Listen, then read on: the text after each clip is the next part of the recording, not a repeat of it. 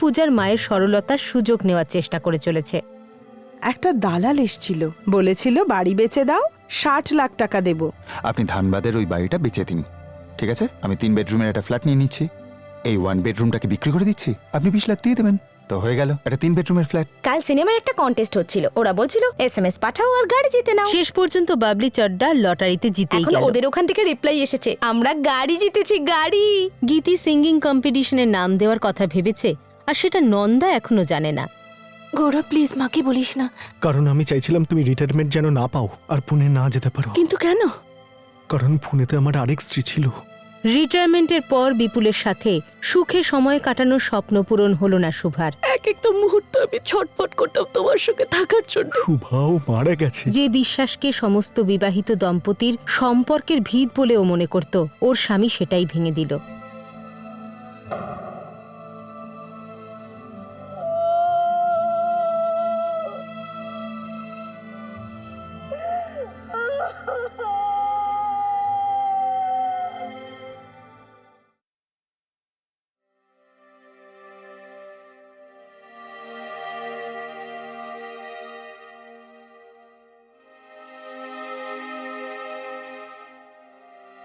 Sir, কিছু খেয়ে নিন। না, আপনি তো কিছুই খাননি স্যার। আরে বললাম তো খাবো না, যাও তুমি যাও। ঠিক আছে স্যার।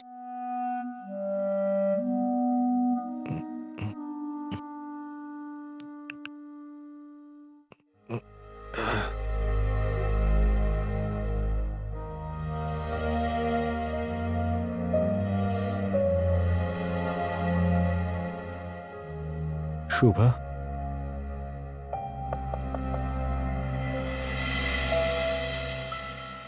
শুভা,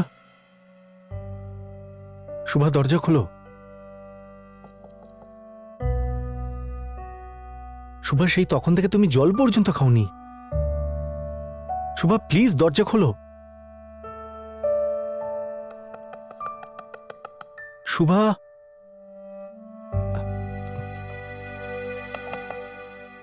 শুভা এভাবে কি করে চলবে? শুভা প্লিজ দরজা খোলো।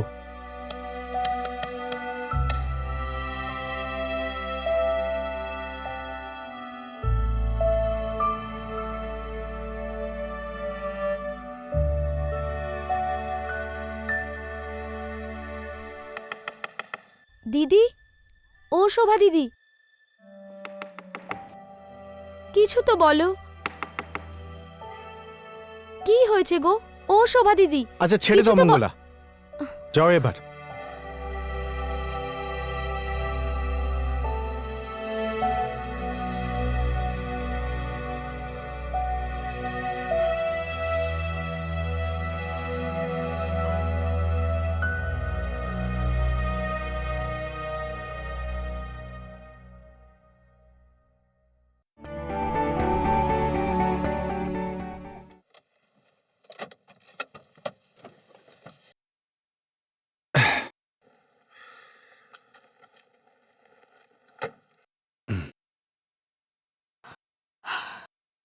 অনেক দেরি হয়ে গেল না? সকালে কাজে যেতে হবে না তোকে? ঠিক আছে মা, কখনো কখনো এরকম হয়, চলো। তাছাড়া রোজ কি আর আমরা যাই? সে তো ঠিক, কিন্তু কখনো কখনো এরম তো হয় না। ঠিক আছে, চলো।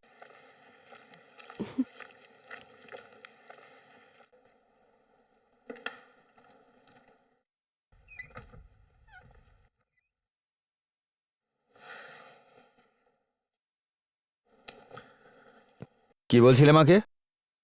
হুম? তোমায় ঘুরতে নিয়ে যাই না? হ্যাঁ, আমি এরকম কখন বললাম? আমি বললাম আমরা রোজ কোথায় যাই। রোজ যাওয়ার জন্য টাকা লাগে, টাকা, বুঝলে? এখনো পর্যন্ত তোমার প্রথম স্যালারিও আসেনি, 2000 টাকা গচ্চা গেল ফালতু। আরে তোমার মাও যেন একটা অদ্ভুত মানুষ, ওনার বোঝা উচিত ছিল না? আরে আমি যদি ভদ্রতা করে বলেও থাকি এটা কিনুন, ওটা খান, এটা নিন, সেটা নিন, আরে কোথাও তো থামবে, যা পাচ্ছ নিয়ে নাও। অদ্ভুত ব্যাপার। মা তো বলেনি ঘুরতে নিয়ে যাওয়ার জন্য। তুমি নিয়ে গেছিলে। খুব ভালো গল্প লিখে ফেলছো আজকাল, ডায়লগও তৈরি করছো। হ্যাঁ, দেবো নাকি? একটা ডোজ দেবো? হ্যাঁ, তারপর মাকে বলো নাকি আমি বলবো? না প্লিজ। ভয় পেলে? যাও, চেঞ্জ করে নিয়ে আমার পিঠে তেল লাগিয়ে দাও। শুভ সময় বার করো নাকি পাঁচ দেখে? যাও না। আরে গুরু, আর যাও।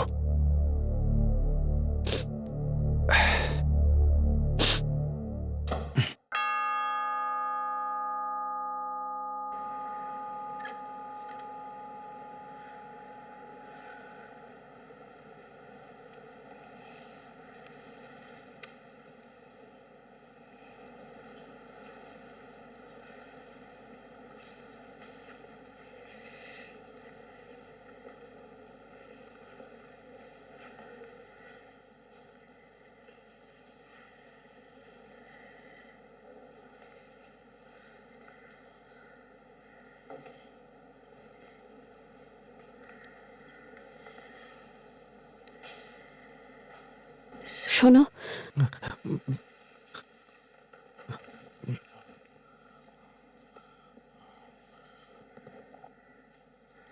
ও কি আমার থেকেও বেশি সুন্দর দেখতে ছিল?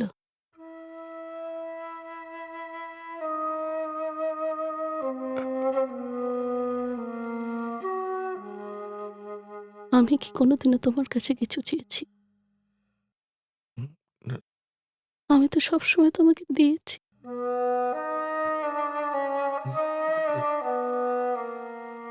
তুমি কিছু একটা খেয়ে নাও আর শুয়ে পড়ো। 30 বছর ধরে তো শুয়েই রেখেছ, এখন জেগে গেছি আমি। শুভা, আমি তোমাকে সবকিছু বুঝিয়ে দেবো, প্রমিস ইউ। আমি সবকিছু বুঝিয়ে দেবো, শুধুমাত্র আমাকে কথাটা বলবার সুযোগ দিও। এতদিন তো সুযোগ দিয়েছি,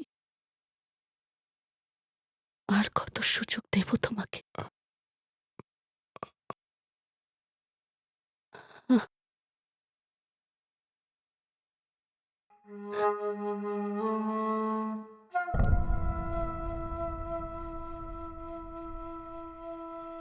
শুভা, শুভা কোথায় যাচ্ছ তুমি?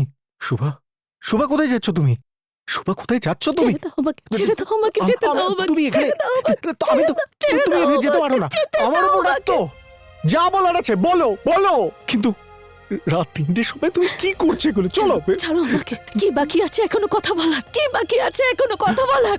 কি বাকি আছে এখনো? কিচ্ছু শোনার নেই, আমাকে যেতে দাও। না, আমাকে- এভাবে তুমি যেতে পারো না শুভা। ছাড়ো না, আমাকে, না। ছাড়ো, যেতে হয় দাও, না এটা। যেতে তুমি দাও। ভেতরে চলো, তুমি ভেতরে চলো, ছাড়ো আমাকে, ভেতরে চলো। আমাকে ছেড়ে দাও, আমাকে ছেড়ে দাও। শুভা, শান্ত হও শুভা, প্লিজ আমার কথা শোনো। আমাকে ছেড়ে দাও, ছেড়ে দাও, ছেড়ে শুভা দাও। প্লিজ, সবকিছু আমি তোমাকে ঠিকঠাক বুঝিয়ে দেবো। শুভা প্লিজ, আমার কিছু শোনার নেই, তুমি যাও, তুমি আমার তুমি কথা যাও। শোনো শুভা, কথা শোনো।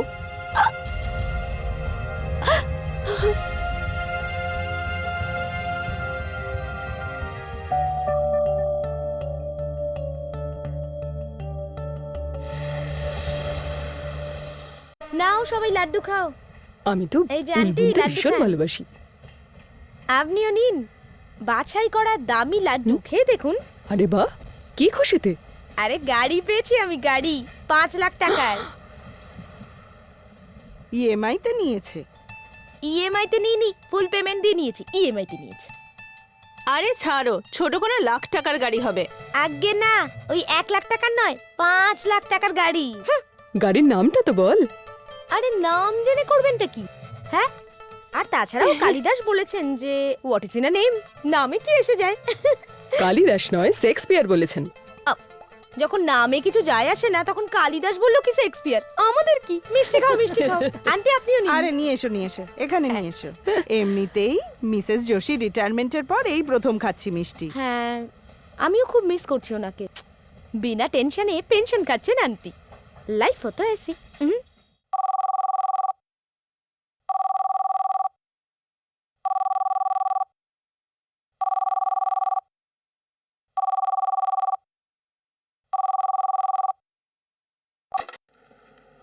হ্যালো। হ্যালো বাবা, মা কোথায়? আমি সকাল থেকে ফোন করছি, ফোন তুলছে না।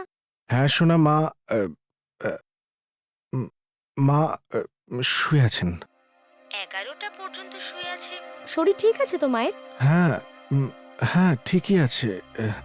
আচ্ছা, আর তুমি অফিস যাওনি? হ্যাঁ আমি আজকে একটু মানে বাড়িতেই আরাম করছি। ঠিক আছে, মা উঠলে মাকে বলো আমাকে একবার ফোন করতে। ওই অ্যাকচুয়ালি আমি পুরোহিতের ব্যাপারে একটু কথা বলবো। আসলে নিকিতার বিয়ে না, তাই বাড়িতে একটু পুজো করাবো। ঠিক আছে? ঠিক ঠিক আছে। আর হ্যাঁ, তোমাদের কিন্তু আসতে হবে পুজোতে। হ্যাঁ নিশ্চয়ই। আচ্ছা, রাখছি।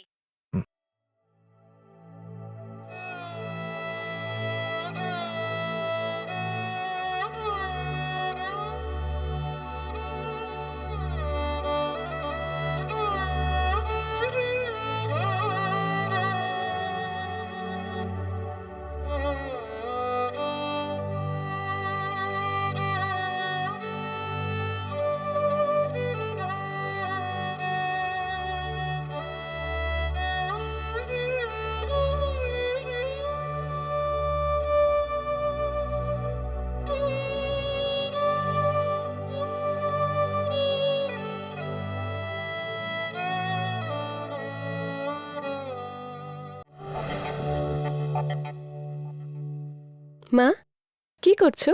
খাবার খেয়েছো? কোথায় মা? করণ তো তখন থেকে শপিংই করিয়ে যাচ্ছে। কি? 2টো শাড়ি দিয়েছে, বেশ দামি, আর প্রিয়ার জন্য স্যুটও দিয়েছে। মা, করণ কিছু বলেছে কি? কি মা? না মা, আমি বলছিলাম কি, তুমি ঠিক আছো তো? করণ কোথায়? এই তো এখন খাবার খেতে এসেছি মা। পূজা, পূজা, কি হলো মা? না মা, কিছু না, এমনি। ঠিক আছে, আমি বাড়ি ফিরে কথা বলছি। হ্যাঁ, হ্যাঁ ঠিক আছে মা। বাই। আরে মা, বসুন তো। আরে এগুলোকে রাখুন না, কেউ নিয়ে যাবে না, এগুলো সব আমাদেরই জিনিস। আরে আপনি দাঁড়িয়ে আছেন কেন? বসুন না। ইনি মিস্টার চাওলা, আপনার সাথে কথা বলেছিলাম না? ভালো থাকো। নমস্কার নেন। নমস্কার। ওই আমাদের ধানবাদের বাড়ির ব্যাপারে এনার সাথে আমি কথা বলেছি। হ্যাঁ। আরে ইনি তো ধানবাদেই থাকেন। হ্যাঁ আমি আচ্ছা। ধানবাদেরই লোক। হ্যাঁ, হ্যাঁ, এনার 3-4টে প্রজেক্টও চলছে, খুব নাম করালো। আরে কি বলছেন, আপনাদের আশীর্বাদে আমি এই কাজ। আরে উনি তো একজন বিল্ডার। ধানবাদের লোক? হ্যাঁ, আচ্ছা। আর ওখানে ওনার 3-4টে প্রজেক্টও হ্যাঁ, চলছে। তাই আচ্ছা। আমি ভাবলাম যে আমাদের বাড়ির ব্যাপারটা নিয়ে ওনার সাথেই কথা বলে নি। আরে আপনি একদম চিন্তা করবেন না অসীমা, আমি আপনাকে সেরা দাম পাইয়ে দেবো। ভালো দাম দেবেন উনি, ওনাকে আমি বলে রেখে দিয়েছি। আমি- আর হ্যাঁ, উনি কিন্তু খুব বড় মনের মানুষ। মানে উনি তো এমনিই বলেন, আসলে আপনার আশীর্বাদ দরকার, এই আর কি।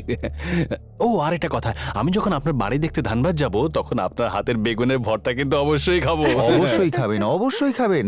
মা যা বেগুনের ভর্তা বানায় হ্যাঁ। চেটে পুটে খাবেন।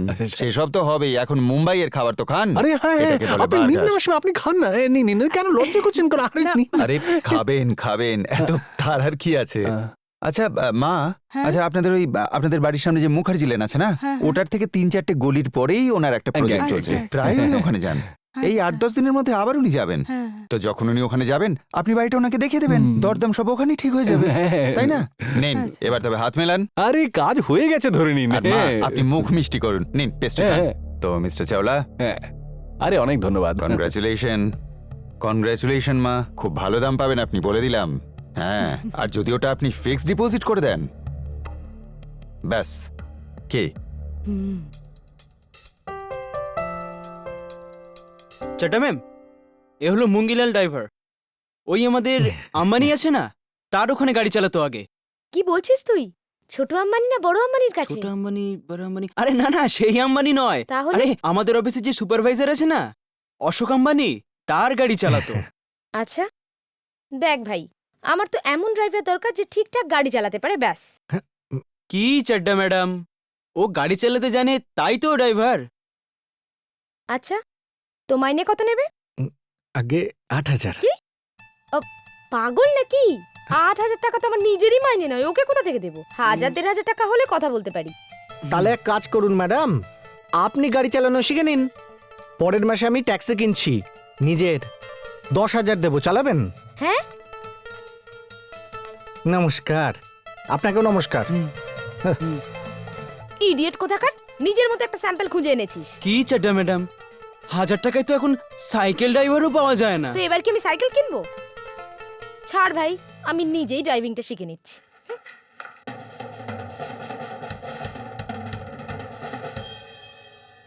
আরে কামন গীতি, কি হলো? আমি পারবো না। আরে কি হবে না, ট্রাই তো কর। I know you are a good singer, you can do it. No রে, আমি পারবো না, আমি প্রচন্ড nervous. Okay, don't worry, I help you. Guys, that's count of 4. Ready? 1 2 3 4.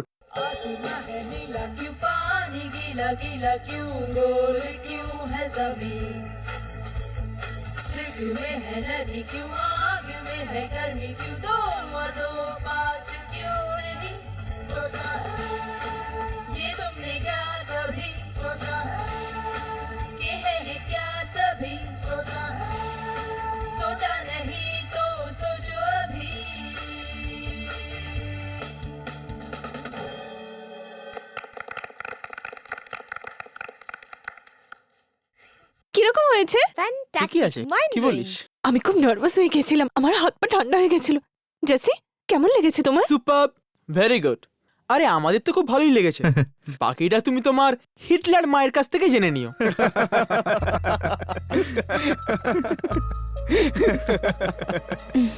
একদম ঠিক, এই কম্পিটিশনটা তোদের বাড়িতে হওয়া উচিত ছিল।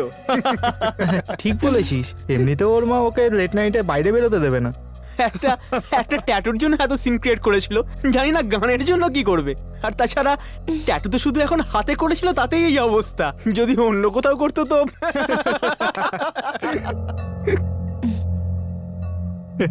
আচ্ছা গীতি, আমি আসছি, কিন্তু কালকে সন্ধ্যা ঠিক 7টায়, ওকে? হ্যাঁ।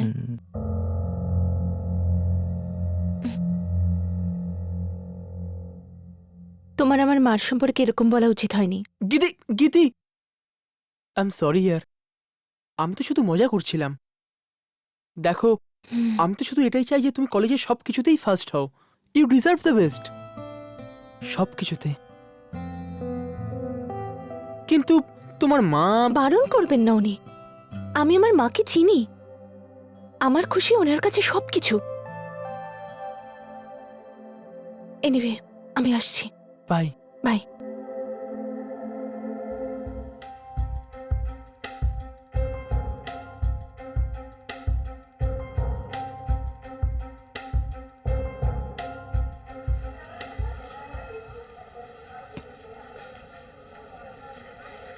নাও।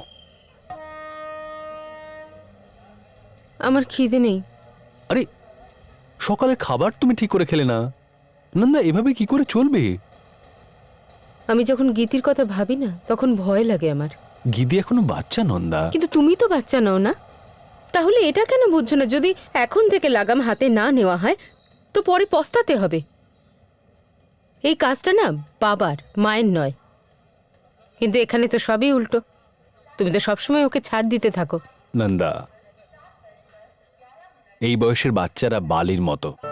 যতই ওকে চেপে ধরতে চাইবে, ততই ও আঙুলের ফাঁক দিয়ে বেরিয়ে চলে যাবে। চিন্তা তো আমারও হয়, কিন্তু আমি বুঝতে দিই না। এর মানে এই নয় যে আমি ভাবিই না। গীতি আমাদের মেয়ে, আর আমার বিশ্বাস আছে ও কখনো ভুল করবে না। ঠিক আছে, নাও, খেয়ে নাও। নাও, ট্রেন চলে এসেছে।